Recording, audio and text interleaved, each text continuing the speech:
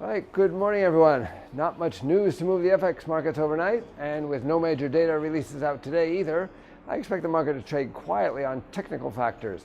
The major fundamental impetus to trading will come on Thursday after the ECB and Bank of England meetings. The exception is likely to be the yen, where the government has announced a plan to weaken the yen indirectly. I must admit I'm puzzled by this plan. I find it unconvincing and wonder what it's really about.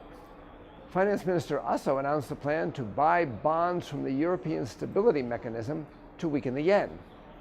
Also said they would use the country's foreign exchange reserves to make the purchases. But by definition, foreign exchange reserves are not in one's own currency. Most of Japan's FX reserves are in dollars. So Japan would probably sell some of its US Treasury bonds to buy the ESM bonds. But that would weaken the dollar, not the yen. A weaker dollar versus the euro would be likely to spill over into other currency pairs too. So if anything, it could drive dollar-yen lower, not higher. I just don't get it. Maybe the idea is to push euro-yen higher? A lot of Japanese companies are internally hedged on dollar-yen. That is, they buy raw materials priced in dollars and they sell in dollar zones so that movements in dollar-yen wash out. They make or lose money on movements in euro-yen. Hence, this plan could benefit Japanese companies by pushing euro-yen higher. But that would be too simple. Mr. Osso's explanation was even more convoluted.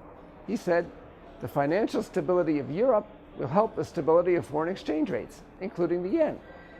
Apparently, he wants to lower risk aversion in general, since investors tend to sell dollar-yen during times of risk aversion. But that's a pretty nebulous and indirect goal, hardly worth spending billions of dollars on, in my view. Neither explanation is entirely convincing to me.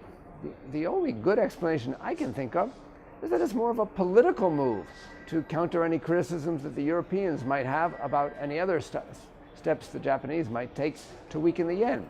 So watch out for the other